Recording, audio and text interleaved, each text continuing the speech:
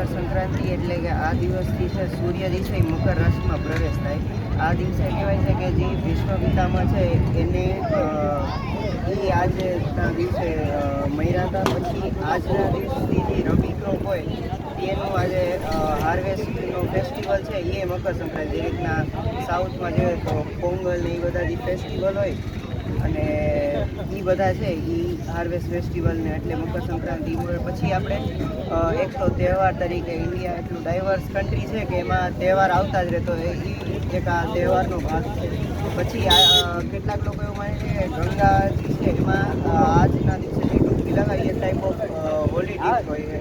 એટલે આટલા શું કહેવાય વાહ, મતલબ બે ભાઈઓ એક થી એક ચડ્યા હતા. હું મને એમ હતું કે સંક્રાંતિ વિશે જેટલી મને ખબર જ નથી, હું જેટલું જાણી નથી ને એટલું તો એ બે ભાઈ પાસે ઓલરેડી છે. એટલે મને ચાન્સીસ એવા વધારે દેખાય કે આ એક જ ફેમિલીને સરપ્રાઈઝ લઈ જવાની પ્લાનિંગ છે.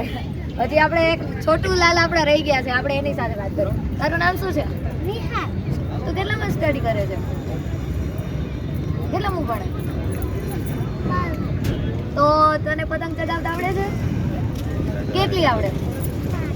ઓહો, તું 5 પતંગ ચગાવી છે. તો હવે આ વખતે કેટલી પતંગ ચગાવીશ? 6 ચગાવીશ. અને કેટલી કાપીશ? 5 કાપીશ. વાહ ભાઈ, આવડા નાના ભૂલકાને પણ કેટલો હરખ છે તહેવાર ઉજવવાનો. હવે તેના રિલેટિવમાં હજી એક આપણે ભાઈ રહી ગયા છે, તો એ બાકી નો રહી જવું જોઈએ, એને આપણે પૂછી જ લઈએ. તમારા મતે સંક્રાંત એટલે શું છે? સંક્રાંત એટલે આપણે જે તલ ગોળની ચીકી ખાઈએ છીએ એનું મહત્વ એ છે કે ભાઈ જે જીવનમાં કડવાશ હોય બરાબર, તો એના રિલેટેડ આપણે જે મીઠાશ આવે આપણા જીવનમાં, આપણા સંબંધોમાં, અને એકબીજાને આપણે પરસ્પર જે વહેંચણી કરીએ છીએ એનાથી આપણા પરિવારમાં સમાજમાં મીઠાશ આવે.